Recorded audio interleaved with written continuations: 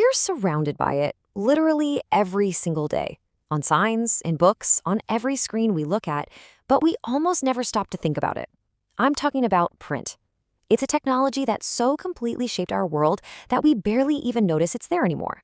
So today, let's really dig into just how revolutionary it was. I mean, just look at this scene. Every single surface is plastered with the printed word. You've got ads, notices, schedules. It's this visual explosion of information, and it's all possible because of one single technology. We are so used to this constant flood of text and images that we just take it completely for granted. But what if it all just vanished? Every book, every newspaper, every sign on the street. Poof, gone. What kind of world would we even be left with? Answering that question, well, that gets us right to the heart of why print was such a revolution.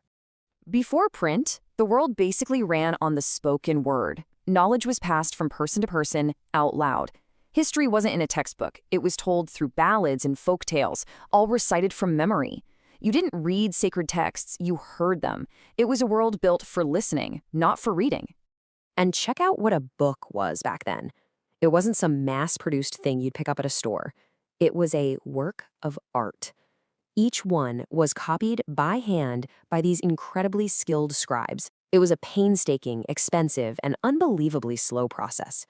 A single book could take months to finish, making it a rare luxury item that only the absolute richest could ever hope to own. So how did we get from that to a world overflowing with information? Well, the journey didn't actually start in Europe, which is what a lot of people think. Nope, it began thousands of miles to the east with a technology that had been around for centuries already. The very first print technology was actually developed in China, Japan, and Korea. As early as the 6th century, the Chinese were using wood blocks, carving an entire page of text onto a block of wood, inking it up, and then pressing paper onto it.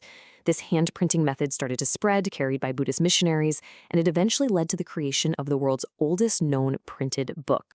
And here it is.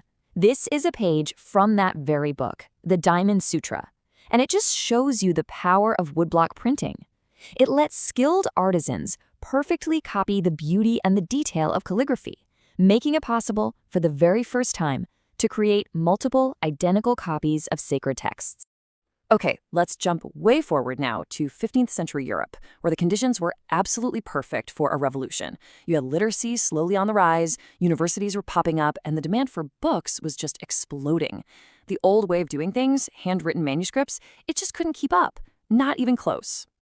And this is where Johann Gutenberg enters the story. But here's the thing about Gutenberg. He wasn't just an inventor in the typical sense. He was a master synthesizer. See, he grew up on a farm, so he knew how wine presses worked. And he was also a master goldsmith, so he knew everything about working with metal and making molds. He took these totally separate technologies and smashed them together to change history.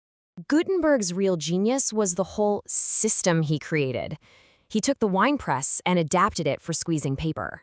He used his metalworking skills to create these durable, individual, movable letters. So for the first time ever, you could set up a page of type, print off hundreds of copies, and then just break it all down and reuse the letters for the very next page. It was a complete and total game changer. And the impact was immediate. I mean, it was night and day. This slide shows you the before and after perfectly. On the left, you've got the slow, quiet, lonely work of the scribe. And on the right, the printer's workshop, a noisy, bustling hub of activity, basically an early factory for knowledge. You've got people setting type, printers turning the screw. This was the birth of mass production for ideas. And the scale of it all was just breathtaking. Get this, in the last 50 years of the 15th century, right after Gutenberg's invention, 20 million books flooded the markets in Europe. 20 million. And just a century after that, that number jumped to 200 million. This wasn't a slow evolution. This was a full-blown revolution. Okay, so the printing press did way more than just make books. It completely changed people's relationship with information, with institutions, with power itself. You could say it lit a fire under old ideas and spread new ones, like wildfire. And maybe no one understood this better than a religious reformer named Martin Luther. When he published his 95 Theses back in 1517, the press allowed his criticism of the church to spread unbelievably fast. Suddenly, for the first time, people could read religious ideas in their own language and interpret scripture for themselves without going through a priest.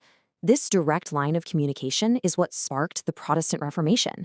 But as you can imagine, not everyone was celebrating. For the people in charge, the church, the monarchs, this new technology was absolutely terrifying. This 16th century image captures that fear perfectly, with these skeletons in a dance of death taking over a print shop. They saw print as this out-of-control force, spreading rebellion and dangerous ideas that could bring their whole world crashing down. So you get this massive conflict. On one side, you have the authorities trying to clamp down with severe controls, even creating an official index of prohibited books. But on the other side, you've got these Enlightenment thinkers who saw the press as the most powerful engine for progress imaginable, a tool that would finally sweep away tyranny for good. And this conflict really came to a head in places like France. By the 1780s, there was this flood of literature and cartoons, like this one, mocking the royals and questioning their authority. These things were circulating underground, and they didn't just reflect public anger. They actively created it, paving the way for revolution. So, by the 19th century, the story takes another big turn. Thanks to rising literacy and schools becoming mandatory, the reading public just exploded. Print wasn't just for the elites or the revolutionaries anymore. It was becoming a medium for everybody. And three new groups of readers became really important. First, you had children, who needed school textbooks. Then you had women, who became huge readers of penny magazines and novels. And finally, you had working-class people, who, as they got a little more free time, gained access to books through lending libraries and even started writing their own stories and political pamphlets. But this revolution was not just a European story, not at all. To really understand its global impact, we need to look at a place like India, which already had its own ancient, rich tradition of beautiful handwritten manuscripts. So what happened when the European printing press showed up in the middle of this deeply established culture? Well, the press had this uniquely powerful impact in India. Even though it was introduced by missionaries, it was quickly adopted by Indians themselves to fuel these intense public debates about social and religious reform. For the very first time, newspapers in local languages could connect people across huge distances, which helped create a new sense of a shared Indian identity. And it created this whole new visual culture, where cheap prints and calendars brought politics and religion right into people's homes in a way that had never been possible before. When you really step back and look at it, the story of print is incredible. It shows how a single technology can fundamentally rewire an entire society. It can spark revolutions, challenge authority, and create brand new ways for people to see themselves and their world. So if the printing press created the modern world, it really makes you wonder, doesn't it?